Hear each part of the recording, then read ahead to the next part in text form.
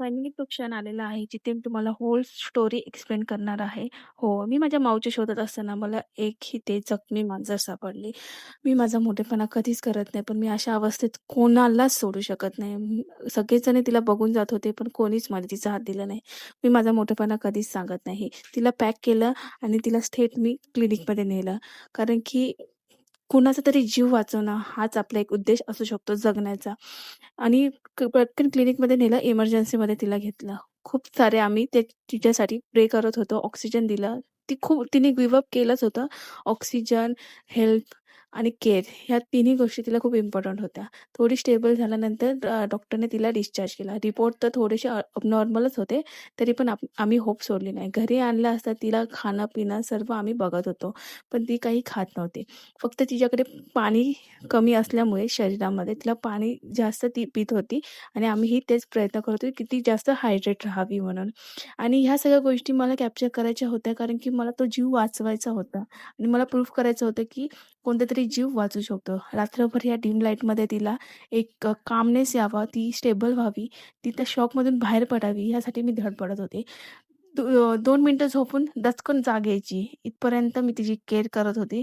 May be माझ्या केअरमध्ये थोडीशी कमी राहिली असेल. तिला ॲडमिट करणं हाच जर एक ऑप्शन असता, तर देवाने मला ती बुद्धी दिला पाहिजे होती. पण आता खूप लेट झालेलं आहे.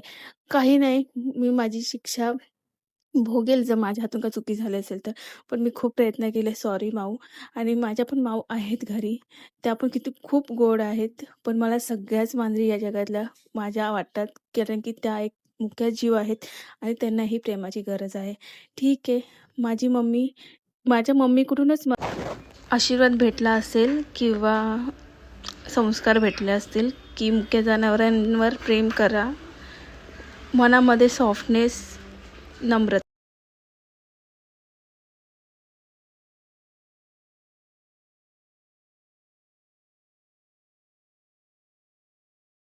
सॉरी मी स्टॉप झाले. मी नाही बघू शकत ते आणि नाही मी बोलू शकत. तो सिच्युएशन सो हॉरेबल. ती माझी कोणी नव्हती. कधी तिला बघितलं नव्हतं आयुष्यात. एवढा लगाव, एवढं हार्ट. आज 4था दिवस असेल तरी माझ्या मनामध्ये कुठेतरी खंत आहे. स्ट्रेस्ड आहे.